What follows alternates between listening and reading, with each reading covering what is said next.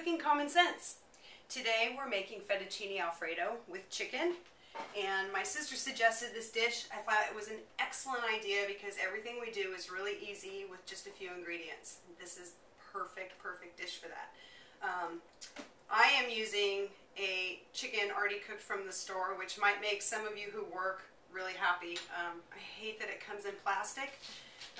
And I urge my butcher to put them in the bags, but until then, I picked one up.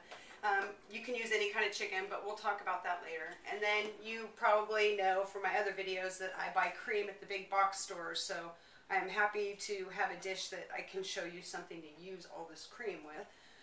And butter. Most of us have butter in our fridge, and Parmesan cheese. And then noodles, fettuccine noodles. And that's really it for this. It's so quick and so easy. You can make it in 10 minutes. So first we melt our butter. I am using cream, so I don't add flour to the butter. Now, if you don't have any cream, you can use half and half and still probably not put any flour in it. But if you want, you can use milk also. It's a good alternative to people who don't want extra fat. I also use less butter than most of the other videos and recipes that I've been checking out. I think it makes the noodles a little greasy when they cool off. So I'm only going to use a quarter stick of butter. And as I mentioned, we have that already heating up in our pan, and the butter's melted. And I'm going to add to this 2 cups of cream. Now, like I said, if you were going to use milk, you could go ahead and add a tablespoon of flour to that butter and whisk it together and then just add milk to it. It'd just be a basic cream sauce.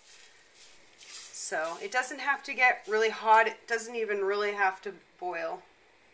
Just everything needs to be melted and warm. And then we cooked our noodles, and we're doing a fettuccine, so we're going to use fettuccine noodles. But if you have linguine, use linguine. If you have spaghetti, use spaghetti. They're all macaroni products, so in a pinch you can use any of that.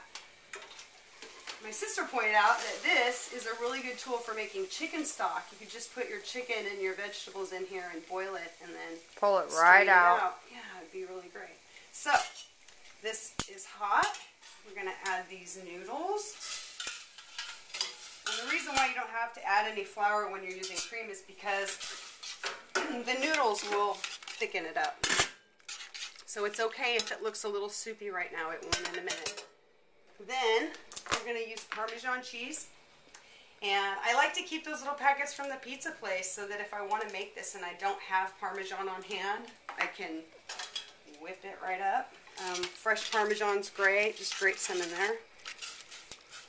So we're going to let that cook for about a minute while we're doing that. Smells good. I'll show you this chicken. I already cut the breasts up, and I'll cut the legs off.